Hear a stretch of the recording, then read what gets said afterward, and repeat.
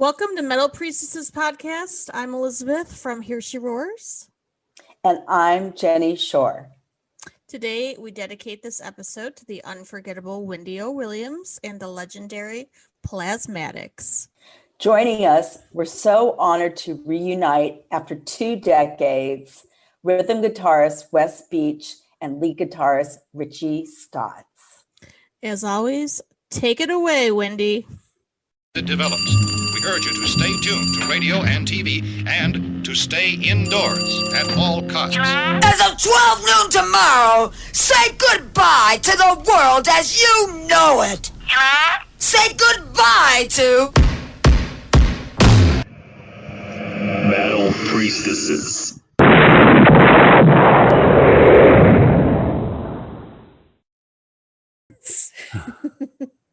Let me see. He's Wes. connecting. Where is he? He's connecting. Hey. Hello. Wes, Hey. hi. There's How's it our going? friend. Hi. Look who's here. Hi, Wes. Long time no Richie, speak. how are you? He's just been showing us his Flying V guitars. Yeah, I pulled him out. I got it right over here. The black one. Remember the black one? The black one? Oh, yeah. How you doing, Wes? I'm doing good. How are you? Good. Good to see you. Good to see you too. I know. It's the last time was in New York, huh? That was the last time I saw you in New York. Yeah, I think so. Yeah. Yeah, like I just want to make sure I got the plasmatic book out, and I said, when was the?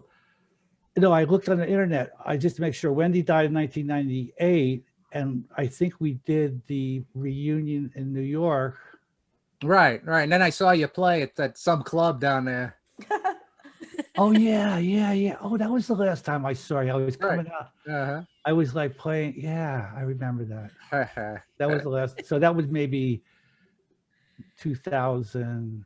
Probably No, about early. the same time. The same time. Yeah. Same time. Oh, you look good. Thanks. You too. You too. We didn't notice. We didn't recognize Richie without his tutu.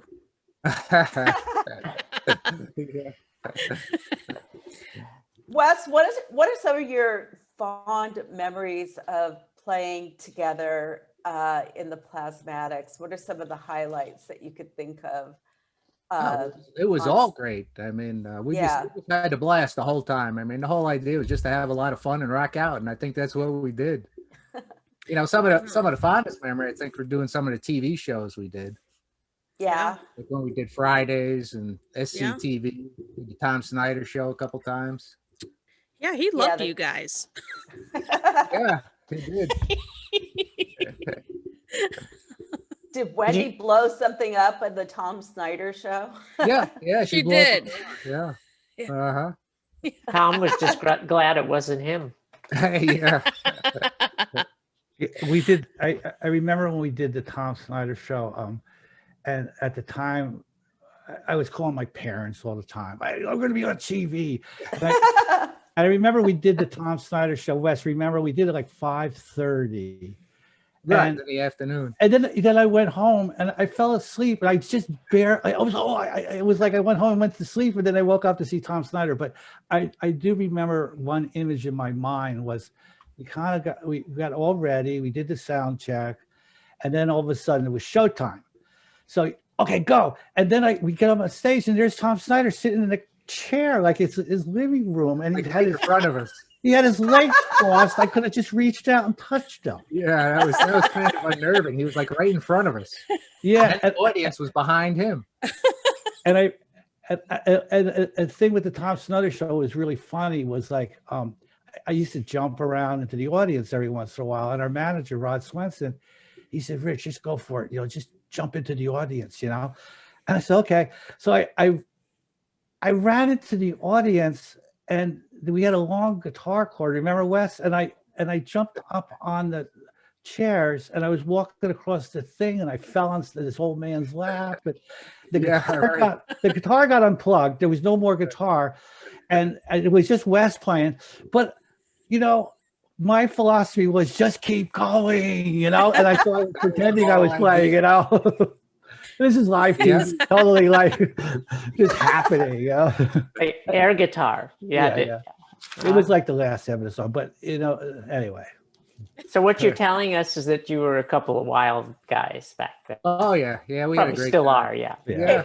Richie, Wes, I heard a story that you guys dropped acid and hung out at a gay bar. Is that true? That could be.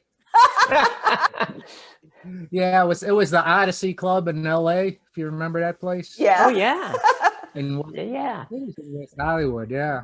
It was you- after the Fridays TV show, actually. Oh, You remember that? Ah, yeah, I do. Some fans took us down there. We didn't know what was going on. I had no clue. I think before that, though, and I don't know how far I want to go with that story, but Wes, you were there, and we went. Okay, Fridays. That's another thing. Okay, Friday, 23 million people. They don't have this anymore, and Fridays was, if for everybody that doesn't know, was kind of like a Saturday Night Live out and thing. The guy Kramer was on the show, and Shelley Winter wouldn't come out of her dressing room. I think she was drunk. That was my recollection. Wow. And I that was remember, your assumption. and I would call my parents once again. I remember I was gonna say that we're going to be on TV. It's going to be a lot of people. And so, but what happened was we went to an after. Tell me if I'm not right, Wes. We went to an after party show, and there was some dancer there that taught John Travolta, and we were at the house. And I don't know if we had dropped acid by then, but things were getting really weird. Right, it was weird. It was the choreographer's house we went to. Yeah, and things were going to basically, people were going to start taking their clothes off and stuff. So we went out in the back room or the bedroom, and we snuck out the room. And then I felt like I was in the Manson thing, like it's LA, it's hot out or warm, and we're walking through these, Laurel Canyon area and stuff. It was pretty crazy. Yeah. That's pretty funny. Yeah, That is Laurel funny. Canyon and acid go together. That's for sure. Yeah. And then there was another time, I don't know if we want to go this far. Yes. Yes, Come we on, do. go. There was Uh-huh. another time, Wes, remember I was actually asking Jenny about this. Remember Rooster? Oh yeah. Uh-huh. Okay. Rooster took us out to Chuck Berry's girlfriend's house. At least we think it was Chuck Berry's girlfriend's house. And there was pictures of Chuck Berry's house.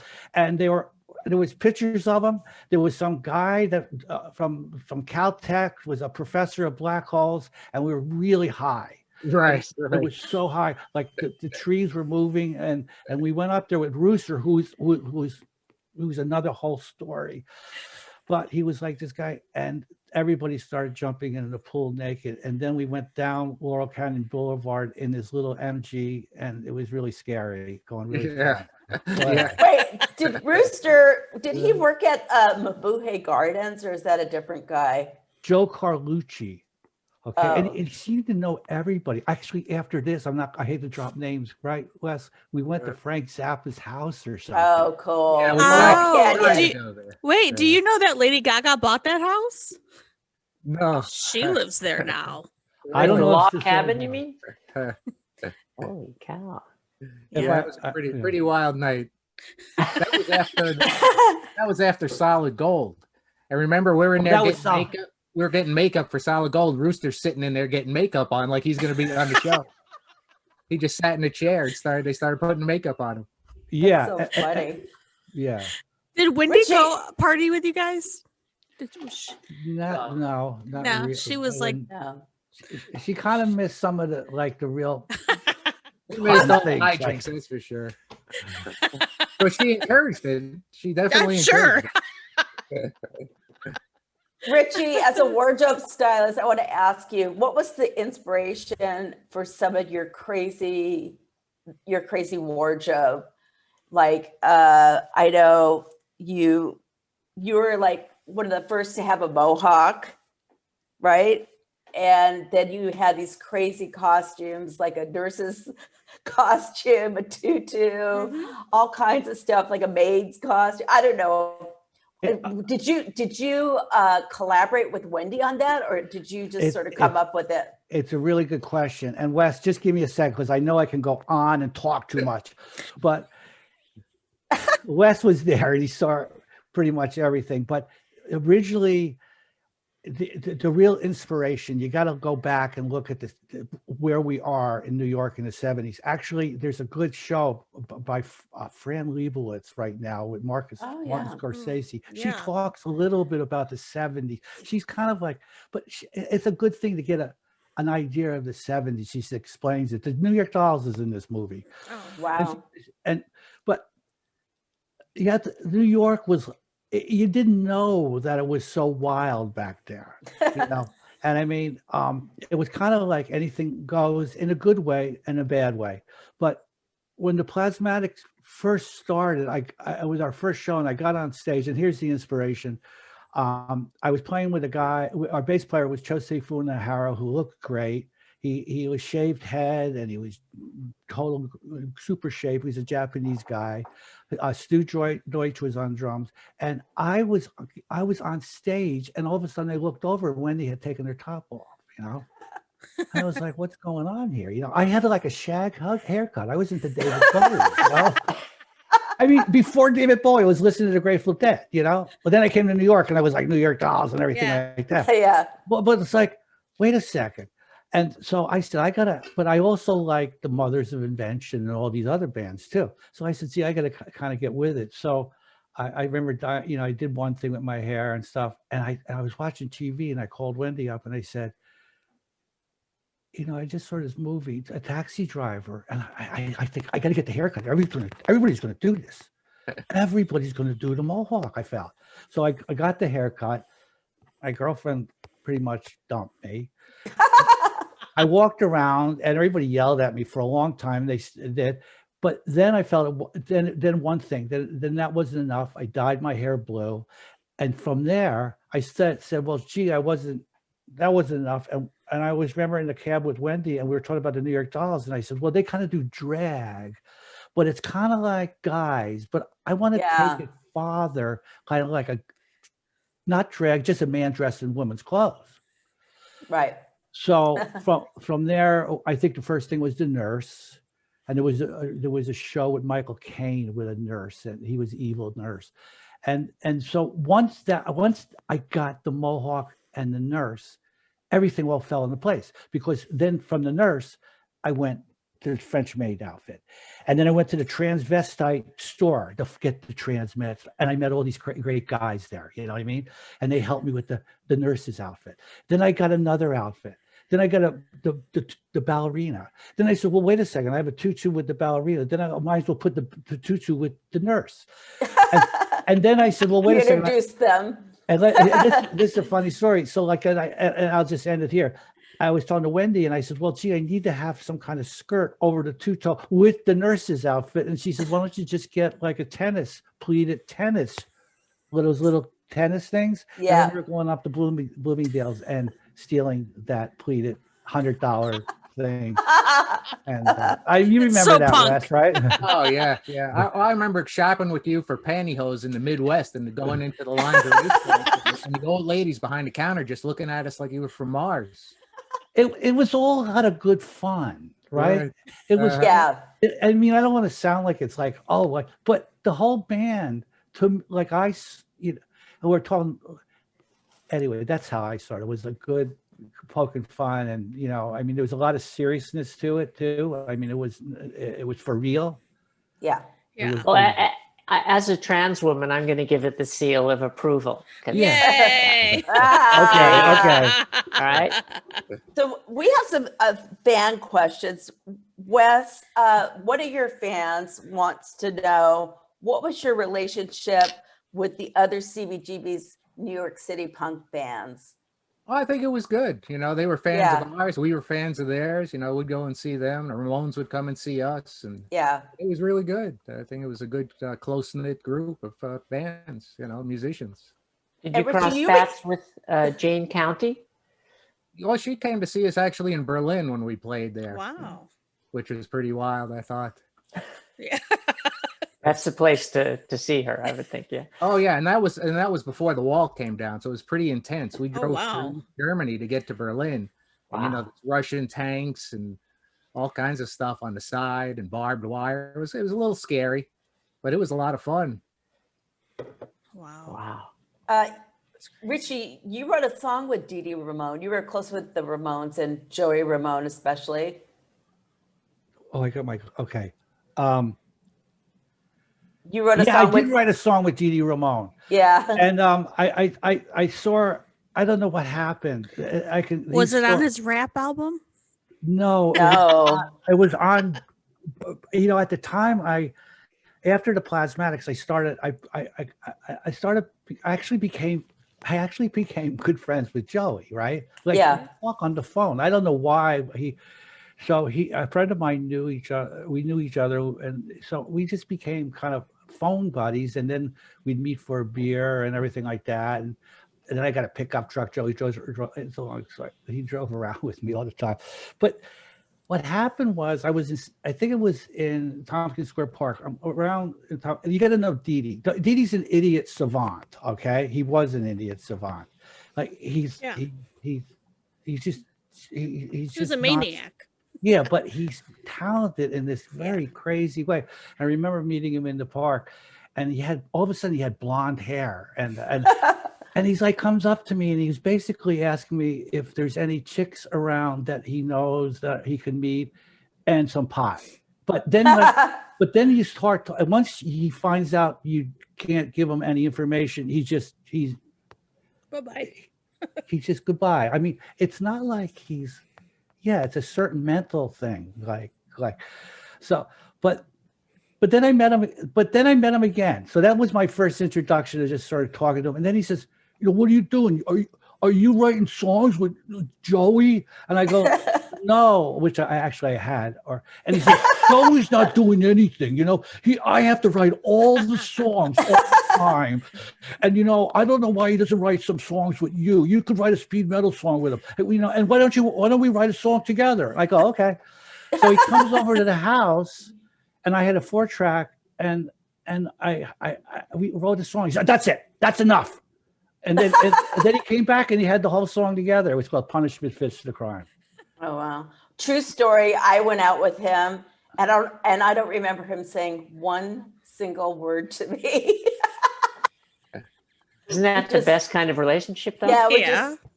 Yeah. Like, what do you call that? Like a zipless fuck or something? Yeah. I don't know. Yeah. But anyways, I did write a one song. of my shining moments in the LA punk scene. So I know your fans also want to know. That was a long answer. Yeah. Let's see. They want to know which version of Coup d'etat do you individually prefer and why? Wes, you could. Yeah, well, I like the produced one by Dieter Dirks. It's a little more heavy. I played a little more guitar on it, did some stretching out on that one. Yeah, and he had done the Scorpions right before. Right, he'd done the guys. Scorpions, and he really took us to recording school. I mean, he rehearsed us hard, like 10 hours a day, maybe a 20-minute break for 2 weeks before we even went in the studio. Oh, wow. Guitar were you playing on that, Wes? What's on that? that record? What guitar were you playing, and what was your amp? Do you remember? I played a bunch of guitars. Actually, I was using Wolf Hoffman from Accept's Marshall amps that sounded great. Oh, wow. Those were really nice. And I used a bunch of different guitars. I think I was playing Kramer guitars at the time. Right. Any pedals? Oh, no, it wasn't Kramer guitars. I had, what was I playing? I had a Ibanez Destroyer I played. I played an acoustic ovation on that. I played some Guild guitars, I think, were the guitars I was playing at that time. Wow. Were you using any pedals? I used all kinds of pedals over there. There was one pedal that I've been trying to find ever since that Dieter had over there. It was an Ibanez power equalizer. Oh. And it was like an overdrive with a 3-band equalizer on it, which sounded great. And then some songs I used a wah-wah. And actually, Dieter was doing the wah-wah while I was playing, but it was an intense recording session. Jesse, are you taking notes? Yes. Yeah. You have to. You need to find that pedal for Wes, okay? Please. Yeah. All right. Yeah, Now- I will try my best. Now, I'll put my Richie? assistant here on. Yeah. we need to know what you played now. What amps, what guitar, any pedals? Well, like the history of my amps, or just like No, on that record. On that that record. Yeah. Yeah, we played the amps that they had there. I agree with Wes. I agree with Wes in the sense that Dieter was a taskmaster, and I learned a lot. He put me out in this shed or like a recording studio and said, "You got to practice this over again." There's a guitar solo on The Dam that's kind of, I don't know why I chose to do this guitar solo, but it was difficult, you know. And it went like you know, it's kind of like in the style, yeah. And so I had it gotten down, and Dieter didn't feel it was so we actually we slowed the track down a quarter of a tone, and then I had to freaking tune the guitar to the track, and that was that guitar right back there I was showing you with the Floyd Rose that doesn't have fine tuning. But I did it came out great, but he was very clever with that. And but what happened was, I remember he gave me he really made me practice his solo because I had kind of worked it out. But then there was another song on there called Path of Glory. And I had wah wah in it. And Dieter just says, just play anything you want to play. And he said, why don't you just do that all the time? Why are you trying to do all this other? So, but he was a very encouraging person and a good person to work with. I had speaking of pedal, I did have a Mutron wah wah pedal, which I burnt out because it was an American thing with the voltage thing there, and I felt bad. But I just used a wah wah pedal. But I've become really, I don't really like pedals. The only pedal I really like is the wah wah, you know. Like if I go play live or something, I like the wah because you can play the wah wah, and everything else to me is just like asking for trouble on stage. Yeah. I mean, Swenson used to go like Right. this. What are you doing up there? I'd be, you know, I tell bands like this. Somebody will say like, why don't you come see your band? And like, I'll go, what were you doing leaning down with your pedal board? You know what I mean? It doesn't look like it, you know? But anyway, I like that. By the way, I love the Dan Hartman album. And I'm going to tell you the truth. It's a little close to home, all this stuff. I haven't really listened. I know this sounds crazy. I haven't really listened to it since it's been out. I mean, I don't even know if I have it, honestly. But they have a song on there called Uniform Guards that was not on Coup d'etat, which I think could have been a great song. And Wes, you know, we should have used a capo on that song. I found the capo. It's incredible, the capo. With the capo. Why don't people use capos? Yeah, underrated. Definitely It's underrated. unfreaking believable.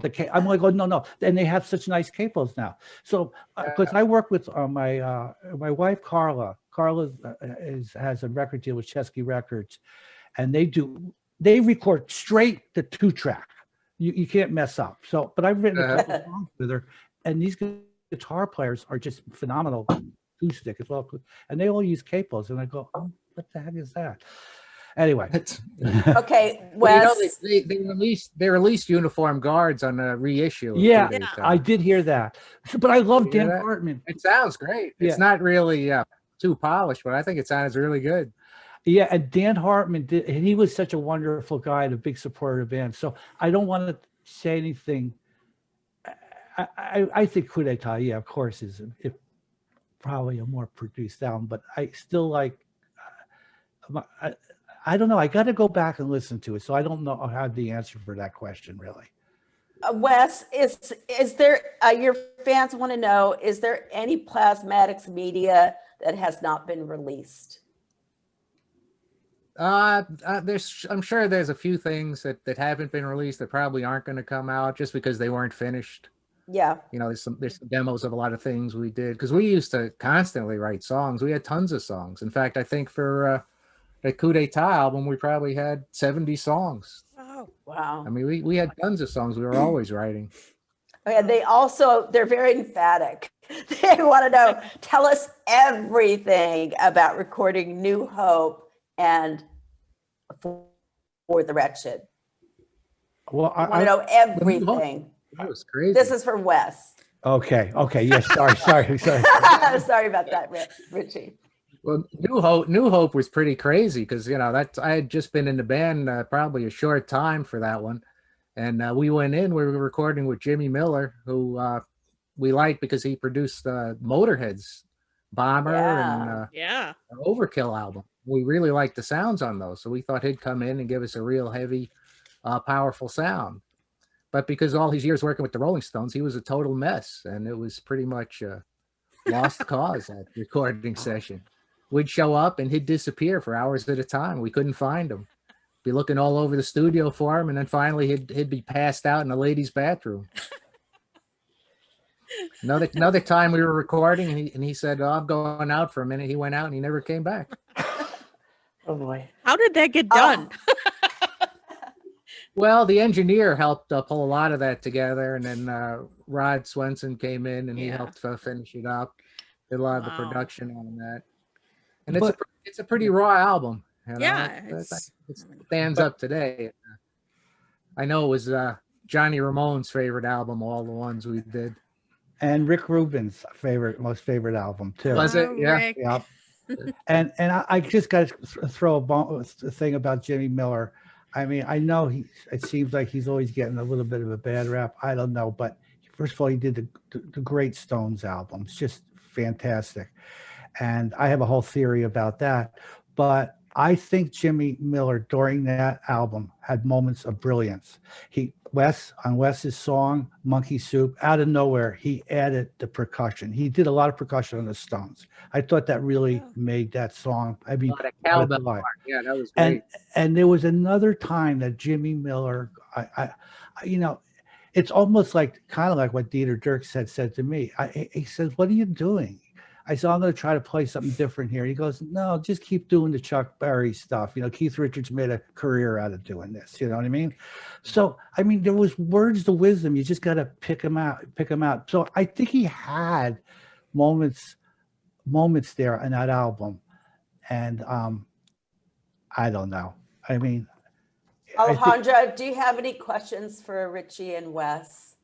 Sorry if I loud. No. Yeah. No, it's great. I was just listening. I just love hearing the production end of stuff, but I guess I have a couple questions that shift gears a little bit. So Richie, like going back to your style, like apart from clothing, dude, I just remember some of those records, like getting them when I was a teenager and looking at your facial expressions and being like, this guy is a total fucking freak. Oh my God.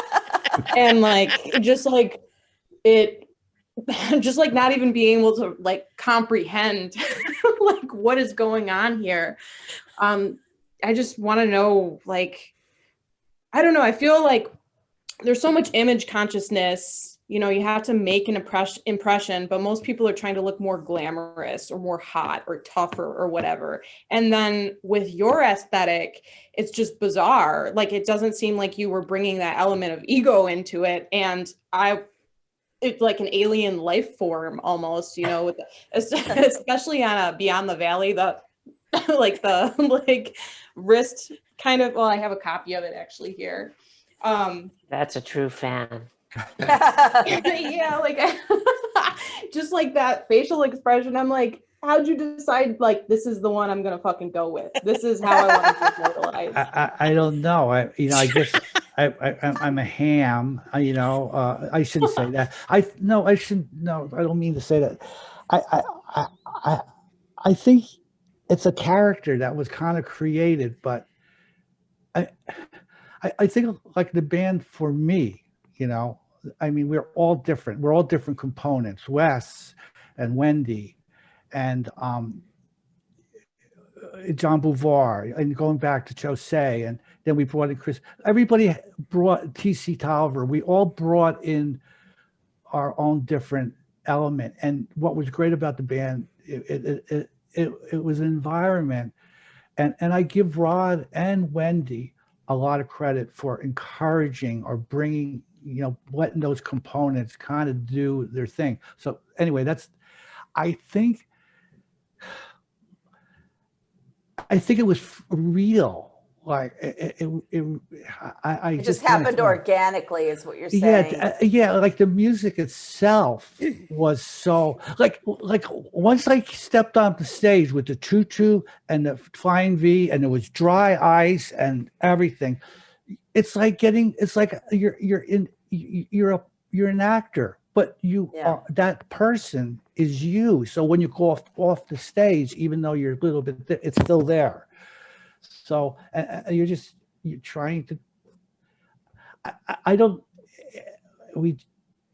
It sounded like it was really exciting. It was. Wes, what was it like when you guys took the helicopter and landed at Pier 62? Oh, that was totally wild. That was like the best amusement park ride I was ever on, because it was a real windy day, and I remember being buffeted around in the helicopter. And then Wendy drives the was she in a school bus then? Cadillac. Okay, They drove the Cadillac into the stage. And yes, it blew up. Jumped out. It went into the water.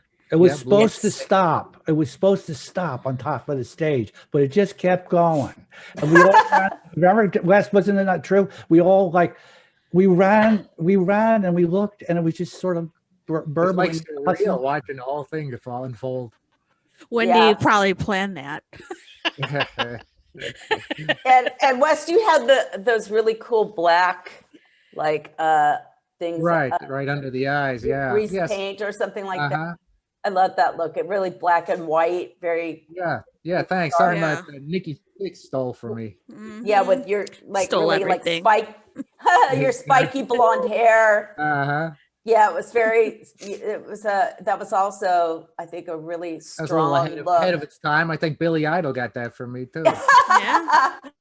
Yeah. I was an early trendsetter, I think. Yeah, you all were. What are some of your fondest memories, Wes, with Wendy? And what do you think was the last time you spoke to Wendy? Well, I know I spoke to her in the January before she died. I had to talk with her on the phone, and I was talking to her. My daughter was going to be born, and I was talking to her about that, and she was kind of excited about that and was looking forward to seeing her, but sadly she never got the chance. But I always had a great time with Wendy. She was like almost a mother to us, she'd over us and make sure we got everything on the rider we were supposed to get, made sure we were eating right. Aw. Yeah. So, it's a cliche to say, but it really does sound like it was a family. Yeah. Oh, it was. We were really tight knit, I think. Yeah. So this is like How about you, Richie? What was a family reunion on Metal Priestesses? Yeah. It's a first, I think. Right? Yes, definitely. Richie, what was the last time you spoke to Wendy? Do you remember? Well, the last time I saw Wendy was I was playing, and I'll be honest with you. When the band broke up, there was a little, maybe there wasn't such great feelings between me and Rod, and I was open. I had a band. I think it was Richie Stotts' band or Richie Stotts' Experience. I was open for the Ramones in New York, and Joey was like, "Why don't we get Wendy to come out and play with you?" You know what I mean?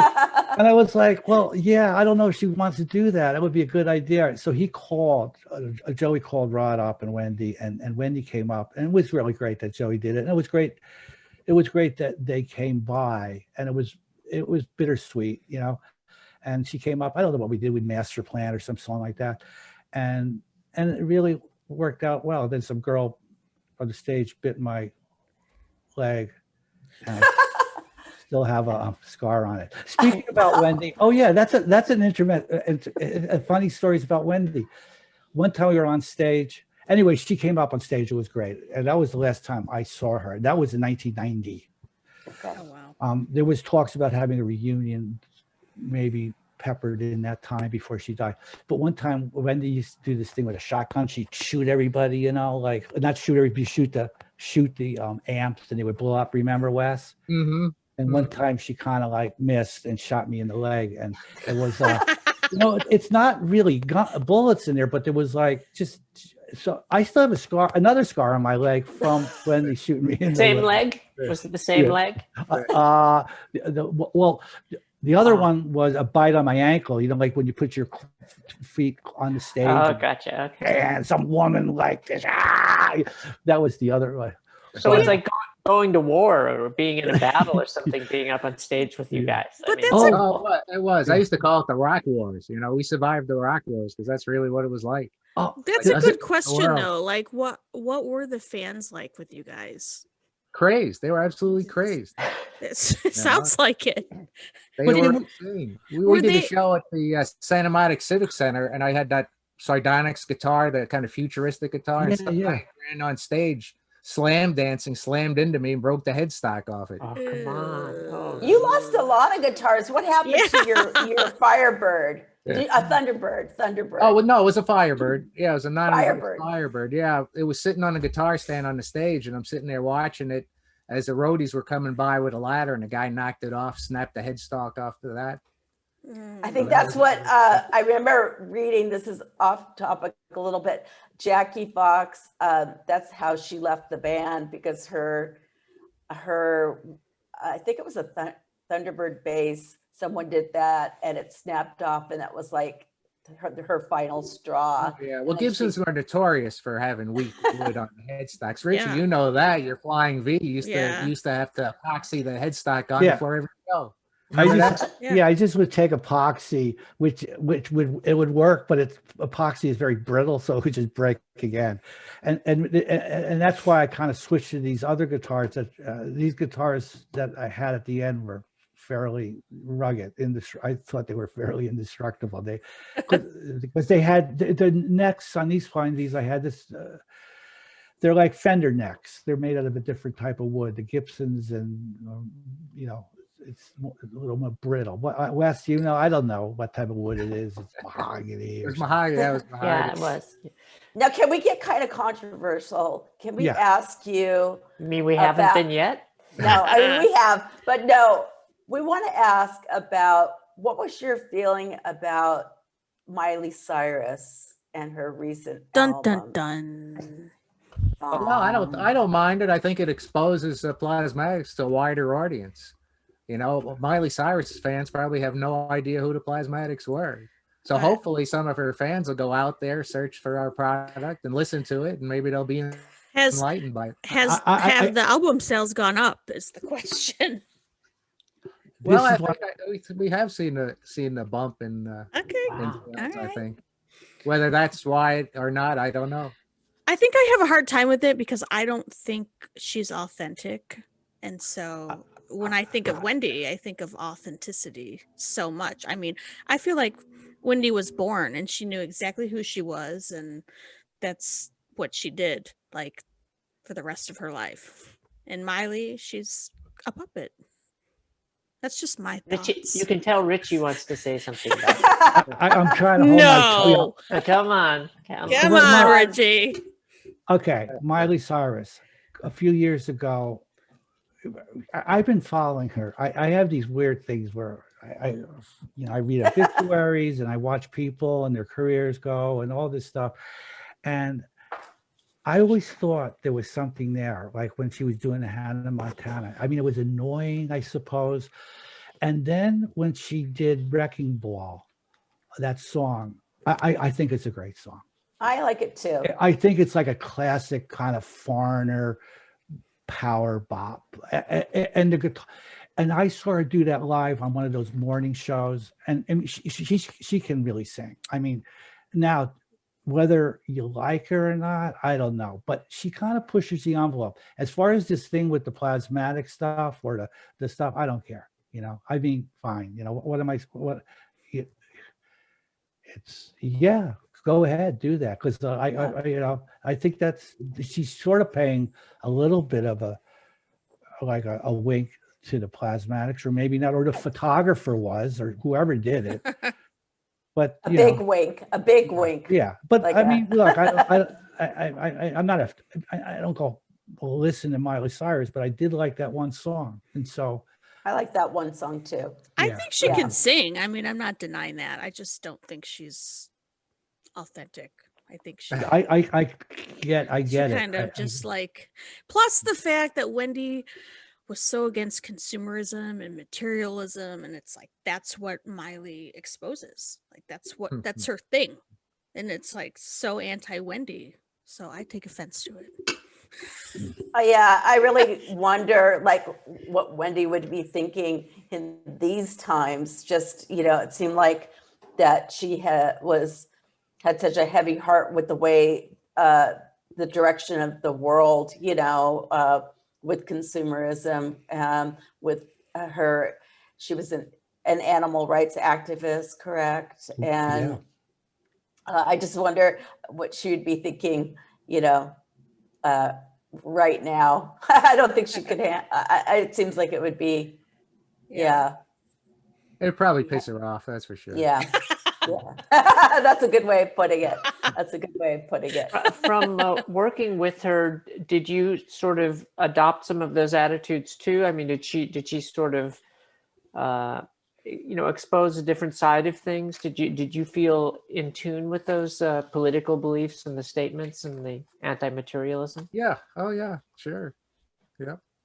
Absolutely. And then she exposed us to a lot of her foods and a lot of different things. Like I saw a picture of her working out, like did you guys go work out? Like No, I she did. We were out partying. We didn't have time to work out. No pre-tour boot camp? No? Oh, our rehearsals were boot camp. Okay. Because we would rehearse like crazy, and people probably don't know that. But I mean, we would run through the whole set like it was a show. Until the end, we'd be done. We'd be panting and out of breath. And then Wendy would turn to us and say, "Okay, let's do it again." and would rehearse like it was an actual show with the same intensity. Now, I was listening to a podcast that Wes was on recently, and I was shocked because, Wes, you actually had a story about Motorhead, and it was like the first unflattering story I've ever heard about Motorhead. And I think you were saying something. It was when you were recording with them, and Lemmy just wanted speed, and it was just kind of chaotic, and it was just nuts. So I'm wondering if you can kind of repeat that for our audience. Totally chaotic. I mean, we were going to record a single with them, and the idea was me and Richie were going to play on it, and then Lemmy would play bass, and Filthy Taylor would play the drums on it, and then Fast Eddie would come in and do like a guest solo. But we showed up to rehearse, so we worked on the songs, and Motorhead comes in, and they're like all out of it, and they didn't want to rehearse, and I said, we'll do it in the studio. And of course, we get to the studio, and they were completely unprepared, and the whole thing almost fell apart at the final hour. Wow. Actually, the person that I own Straight Jacket with, her new husband, he worked with them, and they were so out of it, he wrote 2 of their songs because they couldn't wait. God, I wish I could remember.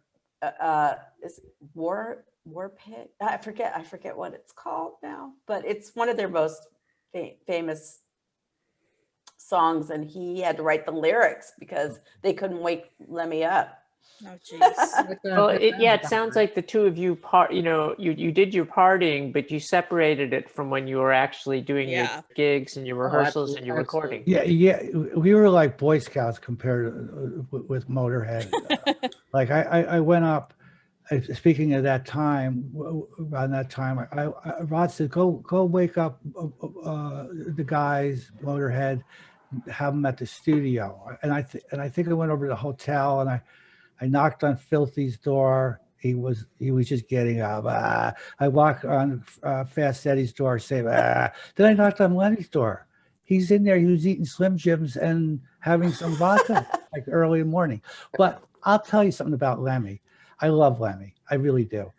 And and there's one thing. Wes, tell me if this is not right. He used to have white boots when I remember him, and he drank vodka. And this is a thing, like I hear all these guys, everybody, Lemmy this, Lemmy that. No. I don't remember him drinking Jack. I maybe switched, but is that not true? They had vodka. When we went to the studio, each one of them had to fit the vodka and a bottle of orange juice. Exactly. And the thing about Lemmy, right? And I know we're talking about Wendy, but I have to say this because they come out when Lemmy's a tragic figure. There's a movie called about a trumpet player in LA. It reminds me that guy with the trumpet, famous jazz trumpet. Dexter. No, I can't. Miles Davis, you thinking? No, it was a white guy that played trumpet. It's not him. Who? Chet Baker. Yeah, Chet Baker. Yeah, Chet Baker. Yeah. It's like that. Like that's the movie. I hate to say this. That's the movie that needs to be made about Lemmy because he likes Joni Mitchell. There's the story about Lemmy hasn't been told. It's not like he's just like he's not like some guy to make fun of and like, oh, here's the guy that writes all the songs and drinks Jack and plays really loud. There's another side of Lemmy. Anyway. Right, like there's a Lemmy caricature. Exactly, and I think he's a tragic. I mean, it's sort of sad. He's living in the back of the out in LA and back in the little room, and if there's a wrestling match, they call him and jump on. I don't know. I thought it was sad that he died. And, I mean, I know everybody loves him, but I think you would love him more if the human side was there a little bit. Anyway. Yeah. That's my pitch. Thank you for sharing that, because you're right. You're really right. You only get to see this kind of one dimension of Lemmy. Right. I think that's true of a lot of, the more well-known musicians who are known for their lifestyle rather than their music. And the music is great. And the lifestyle wasn't that all the time. There was other sides to all these people. But I went to London a while back, and I was with Carla, and she was in the hotel, and she's like a classical, not a trained musician. She doesn't know anything about Motorhead, and she saw that it just happened to be London, but she saw all these clips of the early Motorhead, and she says, "This is unbelievable." I mean, Lemmy was like, it's all gesture. And by the way, Rod Swenson told me that, Wes. He says Lemmy's all gesture, and I get it. You know what I mean? It's like, but it's there. Mm-hmm. Right, but if you listen to, not to get too sidetracked, but I mean, I feel like if you listen to his other bands like Rockin' Vickers and Hawkwind, you get a sense that there's more depth than just Motorhead. I didn't mean to pull this off to a Lemmy thing when we should be talking. I mean, we're all interested in Lemmy, right? Like, it's great. It's totally great. fine. Yeah. Don't worry. I think we lost Jen. Yeah, we're talking about tutus and then Lemmy. Yeah, you scared her off. I mean, she'll be back though. She'll be back. I'll be back. What do you guys miss the most about playing together? I think just the camaraderie of being in a group with everybody else. I really kind of miss that, and just getting on stage and just the excitement and the power generated by playing loud hard rock music. What do you guys think of music nowadays, specifically the way it's recorded? Because there's just so much processed stuff, as opposed to when you guys recorded. It was, you got into a room, you played, and but now it's totally different. How's that for a loaded question? You're on the spot now. Yeah, I think there's room for both types and both styles. I mean, I like the more organic approach and the natural of everybody playing in the same room, but I can also, appreciate the other format where everything is more, digitized and a little more antiseptic, but some of that's all right. I don't mind some of it. Did you guys How ever about run you, Richie? Yeah. Pardon? How about you? What do you think? I don't. The first question, let me answer. I want to just answer that question about playing on stage. I sort of stepped away. I don't want to say stepped away from the music. Well, I have, and I went off and I did some other stuff. And one thing I learned was that there's a lot out there in the world, and music is great. I found out that you can be excited and do creative things and meet unbelievable people that are very intense and challenging people that and it doesn't have to be in music. So for me, I like getting excited and going 100% at anything.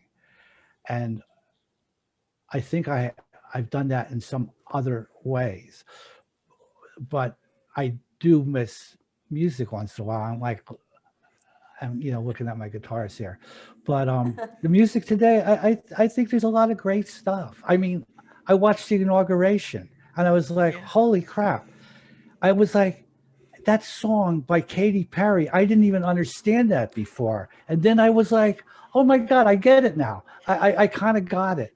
And like Bruce Springsteen, singing by himself, and John Legend, and that was great. I mean, so there is a lot of music out there. You just gotta open. There's this band. I swear, I wanted to write it down and I forgot it, but I'll say there's a band out of Ghana that are unbelievable. They're I don't know where they're coming. They're a rock band. And I got to get the name, but so there is a lot of stuff there. Oh yeah, you gotta search. Yeah, but and within the limited world of rock and roll and stuff, I'm not saying limited. I think there's good stuff happening. These kids are coming out and doing stuff, and so I mean, I don't know. Yeah, that's it, Richie. Can we get you to do a little commercial for this episode for Metal Priestesses podcast? Can you do it together? Okay, Wes, could you start? Could you just ask our audience to listen to our show? And Richie, can you tell them to subscribe to our YouTube channel? Wes, you start. All right, everyone. I want you to listen to the Metal Priestesses podcast. And turn it loud. Hi, I'm Richie Stotts.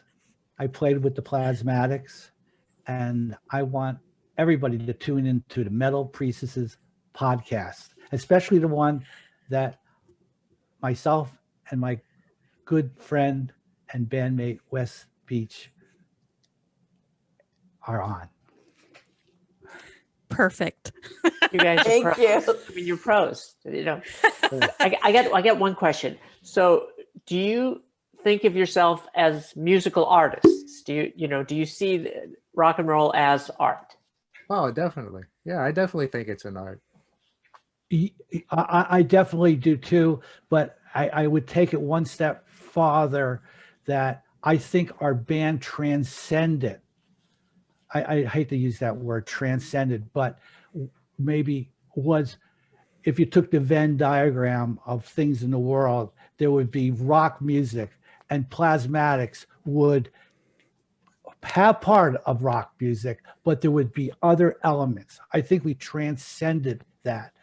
And I think a lot of people, and I misunderstood that band. The New York press, like the Village Voice at the time, they didn't have a clue. We went out to LA and they just, I think they left more out there, but they liked it. We were a rock and roll band, but there was something more in that. We had Wendy, we had the blowing up the cars, we had the music, and it just came at you. It was colorful, and a lot of times it was funny. The band had a sense of humor and irony Yeah. and seriousness. Yeah, you're right. Wes, I have. Okay, did you write a Kiss song? I co-wrote a Kiss. Yeah. I got a songwriting credit on "Love's a Deadly Weapon." Yeah. The first Congratulations. track on side 2 of Asylum. How did that come about? Well, because Gene Simmons was slated to produce Wendy's second solo album, Right. and he came down to rehearsal, pre-rehearsal session, and he had some previous engagements, and he wasn't going to be able to work on it. And he heard the song "Party," and he says, "Oh, I like that song. I think I'll use it." So he took it, and that became the basis for "Love's a Deadly Weapon." Of course, they added some lyrics, changed some things around. Sure. But, got a songwriting credit and made some nice money off that. That's pretty cool. Any other secrets we need to know? Because let me tell you, after we talked to you the first time, the people who heard that, what is it, the Angels that did the background, Right? Everyone was floored. They're like, "Well, what other secrets are they hiding?" Because if you look, that's not written anywhere. It's like I think it is. I think it's on somewhere on there. it's. No? I don't think Buried in so. What's the Angels? They did the backing track on "Summer Nights." Oh, You remember that? yeah, I do. Which, like, how old were they when they did that? Because I think they were pretty old. There was only 2 of them left. okay, I think there was 3 originally, but there was only 2. Okay, that's what I was. And they sounded wondering. great. I thought that. No, my really... God, it sounds amazing. Like Uh-huh. when people heard that, they were just really excited to know that little tidbit. So we want some more scoops. Yeah, Scoops, like, did Paul McCartney play bass? On right, this song? Or exactly. Tell us, come on. I don't know. All right. We'll Wait, let you Neil- decide. Neil Smith. And I Neil- was gonna. I was gonna talk about. Oh, Gene Simmons. Yeah, he was a funny guy. Wes, I shouldn't talk about Gene Simmons, but he was a funny guy. He's very smart Yeah. guy, and he's really a musical guy, and but I don't know. Say it. Maybe- Say it. No, he's Just say it. no, it's no big deal. I remember Gene was talking to me. I met him up. They were, I was no longer part of the project anymore. But Gene said he was going on to me. I met him up out in the street, and we were walking, and we talked. And he says, he says, "Punk doesn't sell, Rich. It just doesn't sell." And I was like, "What do you mean? What about McDonald's? You know what I mean? It sells good and it's crap." I said something like that, but he was wrong. You know what I mean? What's wrong? He was wrong. I mean, no, from a business point, he was wrong. Yeah. I thought he was right about a lot of things. He was a smart guy, and he was very savvy. Yeah, I've met him numerous times, and Paul, and I don't mean to put Gene down, but he was wrong on that one. Okay. Well, I mean, I think a lot of people didn't want to book Punk like in Winterland, right? I mean, there was a lot of clubs. I think that's when a lot of stuff like at the Whiskey became pay to play, because they just, I don't know, they did what they couldn't stop it from happening, but they really kind of were afraid of it, I believe. Sure. That's what happened when we went to England to play. That the London City Council was trying to put Punk down, and they didn't want us to play, and they eventually canceled the show on us. Oh, they did? They did, yeah. So you didn't get gobbed on? No, they canceled it. First of all, they didn't want us to blow up a car. We were going to do, right. and then we weren't going to blow up the car, and then they didn't want Wendy to chainsaw the guitar because they were afraid that the chainsaw would break and the chain would go out into the crowd and hurt. Didn't they know who you were when they booked you? Well, they did. But it was the Greater London Council that was trying to stop the show. So we said, we countered and said, well, why don't we just put all the audience in the balcony so that nobody would get hurt by the chainsaw? But they still said no. So canceled the show, was sold out, and that was it. Had you already like flown there and everything? Like, oh yeah, we were there for 2 weeks. We were rehearsing. Oh my God. And, we were all ready to go. It was kind of disappointing, and that's actually why we did that show at the Pier in New York. Oh, okay. To promote the first album because we couldn't play in England. Maybe it was because left-hand drive cars are harder to blow up or something. No. Okay. I feel like the British are just slightly more easily scandalized, and they're like, no, just no, don't bring that. They wanted to put, punk down. It was already starting to die down, and they didn't want it to get back, and didn't want us to whip the crowd into a frenzy. It was pretty much bottom line. The good old days. Yeah. Yeah. For real. I don't know. Has it changed that much? I don't know. Oh, well, there's no CBGBs. I don't think there'll ever be a band like the Plasmatics. No. A performer like Wendy. No. It's just different times. No. Different times. I mean, she was really one of a kind. In like the So do you best, miss the those best days? way possible. Oh, absolutely. Every day I miss the days. Yeah. Do you ever go back Richie? to New York, Wes? Do you ever go back to New York City? And Yeah, it's kind of bittersweet, Yeah. Go down to the village and walk around and see it's totally changed, and go by the kind of the old stomping grounds, but it's different. It's definitely different. I couldn't believe when CBGB's closed. I was just like, that's a landmark.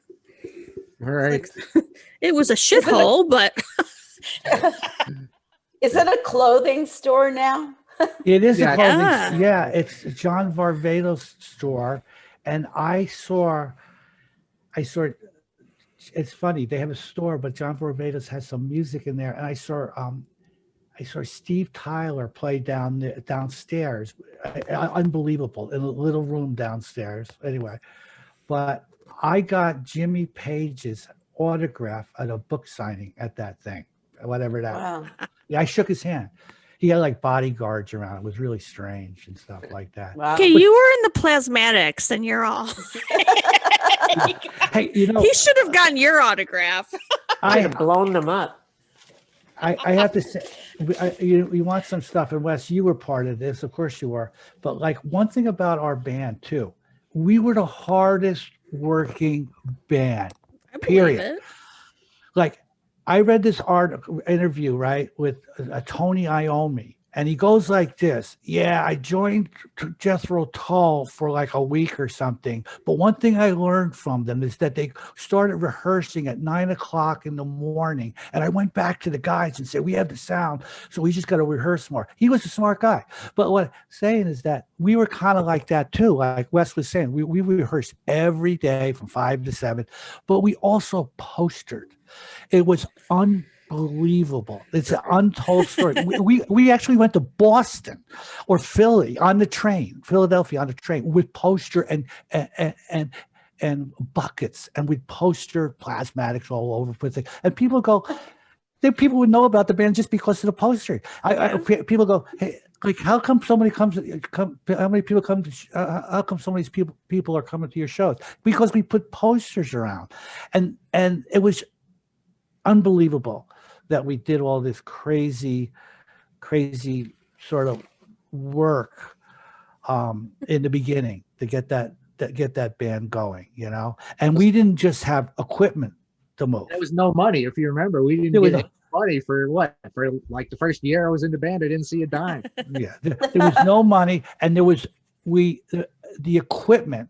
We had to move our own equipment in the beginning, but not just our equipment. We had to not only even move TVs. We had TVs because we hung the TVs, and we had all the stage props. Oh, we'd start at 9 o'clock in the morning to do a show that we didn't go on till 2 in the morning. Yeah, Wow. We literally start at 9 in the morning. Wow. and we had the drum riser. Hey, have you guys ever heard the expression Hollywood finish? Yes. Okay, I got Oh. that from the Plasmatics. Okay, you get the whole stage set up, the drum risers, maybe a curtain hiding the amps and everything like. You put everything like that. And I remember Rod says, so as we got Swenson said to me, he says, "Rich, you got to do the Hollywood finish." And I said, "What's that?" "Here, it's a little can of black paint with a brush, and you go around touching everything. So when the showtime comes, it all looks nice, you know." Wow. But they do that actually in shows on Broadway and stuff with the little paint and stuff like that. Wow. Anyway, Hey, I want to thank it's a silly story. No, it's one of your friends and fans, Richie. His name is Mike. Mike Petnato. Yes. Thank you for helping us to connect the two of you. And so happy that you were able to do it on this show. Yay! And have this incredible reunion of the two best guitarists in the Plasmatics. Well, rhythm guitar Wes, lead guitar Richie. You guys were such a great team. Yeah. Yeah. Back together. And it was just the classic lineup with Wendy. So thank you, Mike. Was he a fan? Is he, yeah. It sounds yeah. Oh, yeah. Mike, I don't want to reveal too much about his life, but he's a fantastic guy, and I've been friends with him. And that's another thing I'd like to say this, just shout it out to everybody. I don't know who's watching this, but you asked about the fans. The Plasmatic fans are the greatest fans because they're not like the Ramones fans. They're not like the Judas Priest fans. We have real, like they're like there's no, you can't say it's a certain type of person that's a Plasmatic fan. You might have like a very like artistic, like an artist person, and then you might have I'm just my mind like someone that Peter Frampton would come by or something like that, and then you would have the regular fans that showed up. Here I'm going to tell you this quick story. We had this one fan. And remember this, Wes? Mm-hmm. They were with Lisa Robinson. They were following us down from Boston, and we were watching them in the rear view mirror, and all of a sudden they disappeared. We thought nothing happened. Where did it go? They must have got lost. Well, they didn't get lost. They had a car accident. And this guy that was in the car used to show up with a brace around his head. Yeah. But I didn't know it was a brace. I thought it was some kind of costume that he came. Right, yeah. And when he was playing on stage, I was grabbing that brace. You know, it goes right into your yeah. I was grabbing his head. Yeah. And then I realized, oh my God. So we used to call him Brace Man. But the fans are great. And going back to Mike Petnato, I've known this guy for so long. He's come to all the shows, and he really actually has some good insights about the band. But you know, he would come, but then he wouldn't party afterwards because he had to get up for work the next day, right? Yeah, but we still because he worked on the trains. Yeah, he worked on the trains, I think, and so he said, "I got but he would go to all the shows." Yes, he did. And then get up for work the next day. Yeah, yeah. I saw him recently, and he lives down in North Carolina. He's a great guy, and you should get him on the show. I know. He has this whole thing about like he was talking to me like, Rich, it's like professional wrestling, like, but he has like his own insight, And there's a lot of other fans out there too, just great fans. Well, how does it feel, Wes and Richie, for you guys to talk after all this time? It's good. It's like you just saw each other. Really good. Yeah, really good to see you. Yeah. Wes knows I talk too much sometimes, so. Richie, you had a really interesting band after the Plasmatics.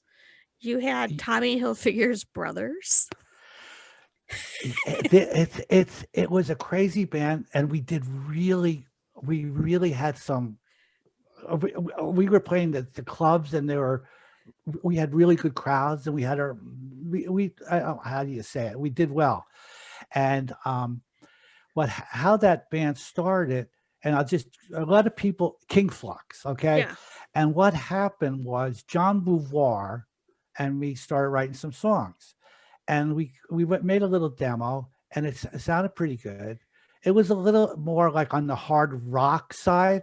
And John's a really good singer. So we clicked well together writing songs. And then John left. He had to go tour with Little Steven and everything like that. Okay, fine. So I was a little stubborn and I said, well, not stubborn. I was like, I wanted to keep going, you know? Yeah. And John's attitude was like, well, maybe, well, so I started putting a band together based on that demo. And I actually found a singer that could sort of sing like John. It was really complicated, but that didn't quite work out. So we ended up going our own way. But when I was putting the band together, Billy Hilfiger worked up at Manny's Guitar. Oh, yeah. Yeah. He sold me my Mezzy Boogie. You want to talk about guitar amps? I bought a Mezza Boogie amp. I was hired at Marshall's. And when I was on the Kiss tour, Vinnie Vincent played Mezza Boogie. And the guy from the Rhythm Pigs plays a Mezza Boogie, by the way. Top so Jimmy. I was like, I want to get a Mezza Top Boogie. Jimmy. I want to get a Mezza Boogie because it doesn't break down. And I still have it right here. And I got Billy in the band. No, I asked Billy if he played guitar with me. And then he says his brother has his fashion company, Tommy Hilfiger. So, you know, I got to know his whole family and stuff. Then his brother, he has another brother called, they're a giant family. They have another brother, Andy, joined the band. So we had Billy and Andy, and then we got a singer, and it's called King Flux. So we sort of have a Boulevard version that never played out. Right. And then we have the Hilfiger version.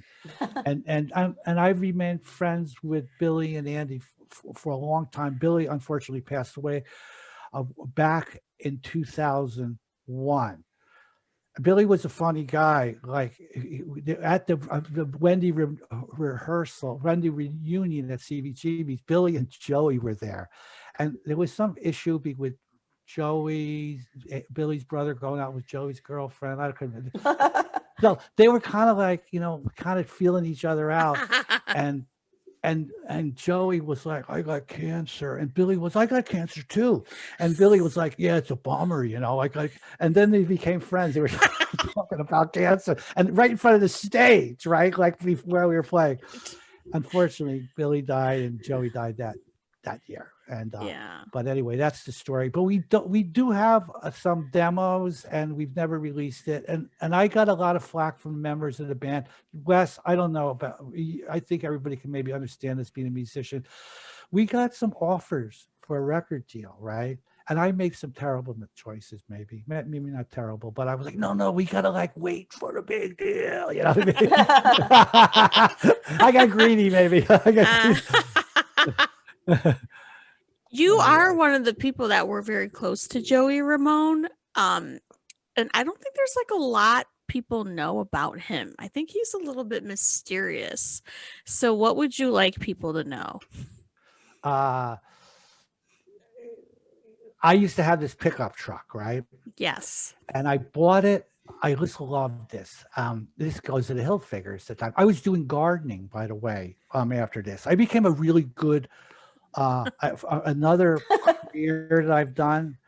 I went into technology. There's no mystery. The last 20 years, I've been a performance engineer, working for which is really challenging. I work with really smart people, and I was always just hanging on, but I persevered, But I used to be a gardener too, and I did all these fancy clients uptown and everything like that. But I wanted to have a pickup truck to help my boss out. So I bought this pickup truck for $400, a GMC 454. That's the size engine was in this thing. The truck had graffiti on it. They'd steal the batteries out of it. I put a chain over the hood. One time it was stolen from me, this pickup truck. I'm going on about this. It was stolen from me.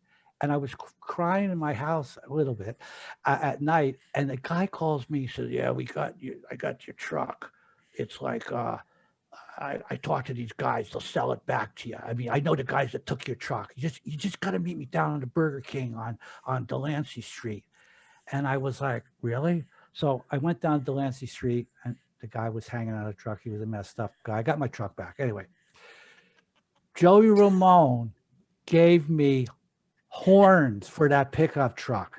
Like, you see those things on the highway. I wouldn't do this anymore, but I was pretending I was like kind of like a redneck, I guess, like with horns. And you pull the horns down. And me and Joey would drive around. He can drink. He used to be able to drink tons of beer, like unbelievable. So we would drive around Manhattan and go see people, and we'd have beer right there, and we'd throw the beer bottles back in the thing. The thing. We just throw them, and he thought that was funny. But I think he used to think I was like kind of like I had all this Ramones. We never talked to him about the Ramones stuff. We had all these funny little things, and he would always be complaining about some girlfriend. And, oh no, Sally called me again. It was, but he was a very generous person. Every year I got a birthday present from him. Aww. The horns I've got, where is it? I got this from him right here. I like the show and tell. I do too. Yeah. We love show and tell on this show. I got this. Yes. Look at that. Look at that. What is that? Is that a That's a piranha? piranha. You It's a want to piranha. see a really good Joey Ramone? I have to get it out. Just give me 1 minute. Oops, I'm gonna fall because my foot is. I'm too. This is like the treasure room. It is. And Wes, it looks like you're in the Wes, treasure room yeah. there Oh too. yeah, I got Wes. so much crap.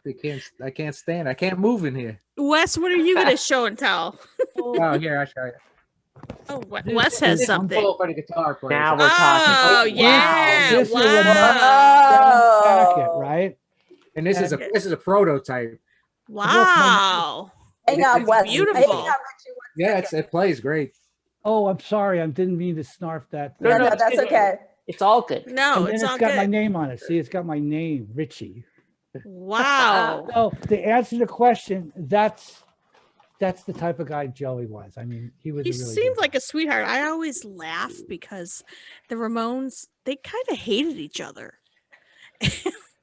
Not They quite, really though. did. No, they did. Yeah, they hated each other. And like No, when- Joey and Johnny hated each when other. they retired, it was like they left and they didn't say goodbye to each other after the show. Oh yeah. When I wrote that song with Joey, I mean Dee Dee, I tell you about. Yeah. Joey was really pissed off about that. Oh, why did you write a song with Dee Dee? It's like in high school. Yeah. They were good people. Okay, Wes, show us some of your treasures you got there. Yeah. Sorry. see it. Here's something I just got. This is a promo tape, coup d'etat promo tape. I don't know if you can see that. Oh my gosh. Oh wow! eBay's killing me. Oh, You- really? You got it on eBay? Wow. You were Yeah, like, yeah. you shouldn't have paid for that. You should have just been like, I'm West Beach. That's all right. Yeah, then they charge you twice as much. They're like, Probably, yeah. They realize they have something that's valuable. But he did give me a free WoW magnet. So All There you right, go. Oh, we'll there take you it. go. There you go. They So give you both good have a lot feedback. of Plasmatics memorabilia. oh, tons, yeah. You're collectors, archivists. Yeah. Do you- In fact, on eBay right now, they have Richie, you'll appreciate this. They have the pentagram we used to wheel out on stage. I Somebody, saw that. Wow. I saw that Who the too. heck has that? That's ridiculous. yeah. But I Yeah. heard it's in Europe. No, I think it's in Hudson, New York. It says. Wow. Who has it? Ava Do we know? States' ex-girlfriend or something. Yeah. Richie, Would you better have go in your imagined? truck and take it. Do you have any original shirts left, like that you guys sold in the early days? Oh yeah, yeah. I got some of them. Uh-huh. Yeah, I'll have to try to buy one off of you later, Wes.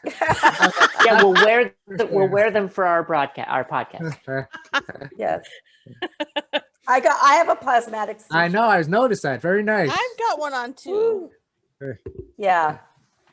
Christmas presents. See, I this wish, is an- I wish that Miley Cyrus would have worn a authorized Right. Yes. bootleg shirt. that Right. Of course.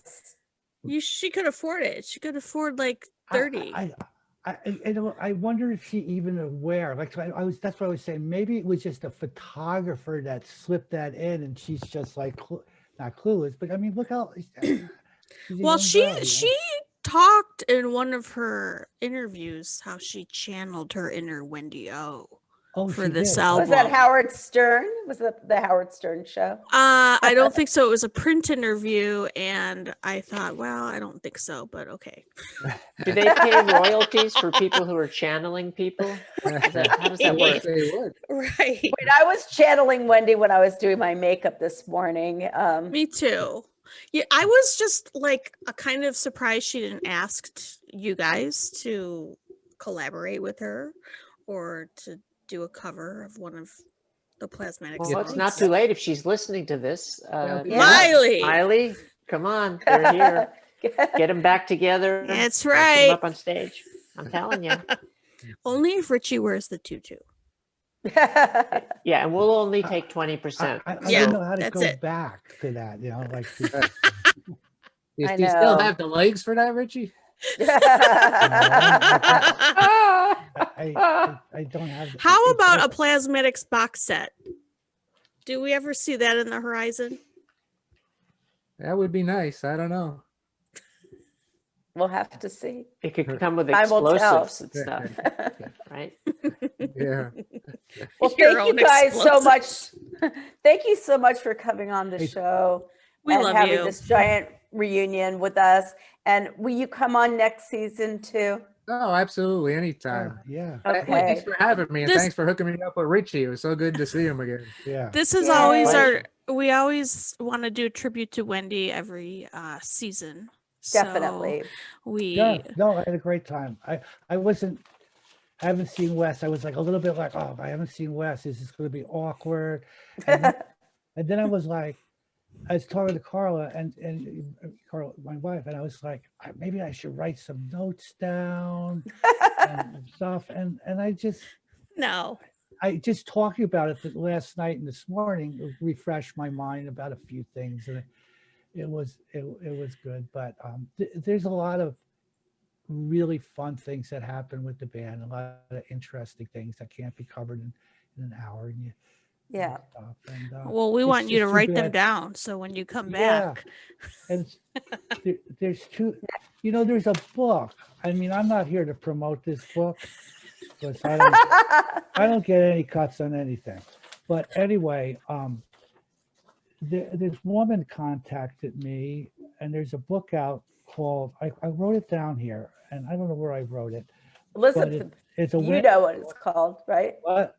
What's it called? Sorry. Oh, no, I know what he's talking about though. Robin Eisgrau wrote the book, Eisgrau, but you can look it up on Amazon as a book that Wendy. Oh, here it is. But she did that, and I haven't read it. I haven't seen it, but she contacted me, and I think she contacted you, Wes, and Rod, and it's a book about Wendy. I don't know. So it's on. So speaking of Wendy, there's a book. Somebody went out and wrote a book about her. Well, there's an author they interview in the DVD, the Rod Swenson years. So it could be her. Yeah, I don't know. I don't even know if I'm in on that. You know what I mean? Yeah. I think I was. I'll speak frankly. I think I've been edited out of some stuff. Well, which is another whole story. Well, on this show, we're editing you back in. Right. Okay. That's right. So it's been a pleasure. Okay. Thank you. No, but anytime, and it was great. Wes, it's really great to see you. Yeah, great seeing you, Richie. We were like brothers. I mean, it was hard for me when you left the band. Oh. Thank you. Oh. We soldiered on. Hey, Wes, I saw your email in one of these correspondence. Do you mind if I just write to you or something? No, not at all. Anytime. It'd be great. Yeah, I didn't want to be like, like I am. I just write. I write to Wes. I write to Rod. So you guys know a lot about the band. I'm always surprised. I was in Ireland Listen to this. I'm in Ireland like 3 or 4 years ago, 5, 6 years ago, in a very remote area, Northwestern. And I'm at this pub, you know, and these guys are just there. Nobody's talking and stuff like that. And the guy says, "Are you in the we're in the Plasmatics." This Irish guy. Is that crazy? And that happened. Are you ready? The same thing has happened to me a lot. And I've done a little travel. I don't want to like say, in the Azores. And like a Portuguese island. I was in the Azores, and some people are like, "Weren't you in a band or something like that?" So it kind of follows you around, and it's kind of nice. Do you know get what I mean? that, Wes? I bet you do. From time to time. Yeah, yeah. When I had Straight Jacket in 1981, I think you came in, Richie. Bruce Springsteen came in, and I think I was half asleep, but I said, "Are you in a band?" And he said, "I'm in the East Street Band." Bruce Springsteen? Yeah. And then he bought a shirt and a jacket, and he wore it on the cover of Cream magazine. That's great. It was my Cream magazine. I can't see that. What happened? Wait, Cream. Oh, Wes, do you still have that? I have the Boy Howdy can. Where's my Boy Howdy can? I got that. I got this. This is great. This is great. I got Boy Howdy too. We just moved. Yeah, I don't know where my can is, but I got this picture. Oh, I love that. That was never used. Oh my God. Hey, do you have the can, Wes? Do you have the What's can? that? Do you have the can? Yeah, I do. I don't know where it is. I got it somewhere. Say with me. Yeah, I got the can. It's in the archives. All right. Well, by the next interview, we expect both of you to have your cans there. Yeah, That's I want right. the cans. We want a reunion of First cans. thing we're gonna ask about. I used to bring everything home. I'm a collector. I remember I came back with a tumbleweed because I've never been out west. Yeah, you still have that? I threw the stupid thing out. But I have my skull. See my skull here? I love it. This skull, I'll tell you, we were shooting Beyond the Valley in 1984. The camera broke. We're out in the middle of the desert in Arizona.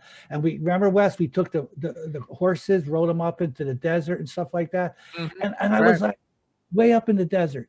And we had our costumes on in the hot sun and everything. And then all of a sudden I saw like the old cow in the gully, and I said, "Hold on a second." And you guys went, and I ran down into the weeds and everything down in the gully, just like you saw in those westerns. And I grabbed the skull and I got on the horse, but the horse took off, and I couldn't hold on to anything. I was just like, yeah. And he came back to camp, stopped, and I kept that skull the whole time. Giorgio Keefe. Yeah. That's right. And then some people come over and they'll say, "Well, why don't you like bleach it and stuff like that and make it all?" I know, no, the whole fun of that thing is the story. It's a story. Yeah, it's a story, just like I'm telling you now. And I tell it over and over again, and people go, "Oh God, not the skull story again." You know. All right. Okay. We could talk to you guys all day. Okay, Yeah, I know. You can tell us as many skull stories as you want. Hey, it's great speaking to you. It's really nice that there's so many people that know these interesting questions, I think, about the band and Wes and his black thing under his, I mean, all this stuff still lives, and it's great. And whose guitar is that back there? There's a guitar back there. That's a nice guitar. Oh, here? Yeah. It's actually a carbon guitar, you know, the ones that never go out of tune, which is why they're kind of good for doing live performances. It's Definitely. Rain Song makes them. I went into Guitar Center and I wasn't thinking of getting something like that. You know, somebody says carbon guitar and you go, what? And I played it and I thought, wow, this is really beautiful, and it stays in tune, which I'm sure you two know a lot about guitars not staying in tune. That's for sure. Jesse's in the reformed Backstage Pass. We reformed in 2018. She's the lead guitarist and I'm the rhythm guitarist. So you guys are still rocking and rolling? We were. Yeah, until COVID. COVID. Oh, Yeah. I know, this is a disaster. Hey, I got my I'm getting I got an appointment for a shot on Thursday. I don't know where you guys are. I mean, I'm over 65, so you know. I'm shot up. I've already been shot up. You have. Wes, did you get yours? No, not yet. Well, when I'm Okay. 65, maybe I will. All right. Well, Wes, oh, I didn't know you. How much younger than you? I'm kidding. that was a joke. Okay. Huh? You know, I'm gonna keep going. When we were first started playing, you know, I was all excited. Oh yeah, Tommy Ramone's coming to the show from the Ramones. I was all excited. Yeah. And he comes backstage and he goes, know what he says? You guys need to get a tuner. Oh my! The fucking Ramones. Here's a tip for you: Ernie Ball Cobalt guitar strings. Those are the best guitar strings I've ever bought. Cobalt? They don't go out of tune. Cobalt.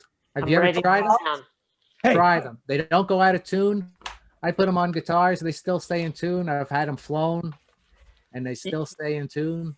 Okay, I mean, I didn't need to buy this carbon guitar. I put a set of strings on in 2016. They still sound as fresh today. And I used to break strings every show. I used to go through strings like crazy. Wow. The best thing that ever happened to me was when I had a guitar string endorsement from Guild Guitars, and they'd send me guitar strings. Yeah. So I used to have to change strings every other show. Wes, okay, this is the story. This is the difference between one of the differences between me and Wes. Wes would be like always changing his strings. I'm like, just keep playing. I'm like, just play them, you know. And like, I don't change strings. I don't. I do and I don't. But listen to this, Wes. Check this out. Carla, we have a piano here. We have like a 10-foot grand piano here, right? She teaches and everything like that. So she gets tutors come over here.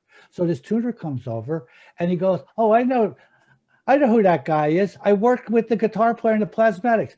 What's his name? Mickey Finn is our guitar tuner, our piano tuner. Really? Yeah, he comes over here all the time. And we set him up with other people because Carla teaches some of the kids in the neighborhood and everything like that. So anyway.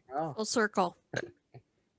Anyway, that's fine. Small world after all. Mickey Finn, right, Wes? Yeah. All right, you two. Email each other. I will. Okay, thanks a lot. We'll see you next season. Okay. All right. Great talking to everybody. Okay, so, Thank really nice. you. Thank you. Bye. Thank you. Bye. Thank you. Bye.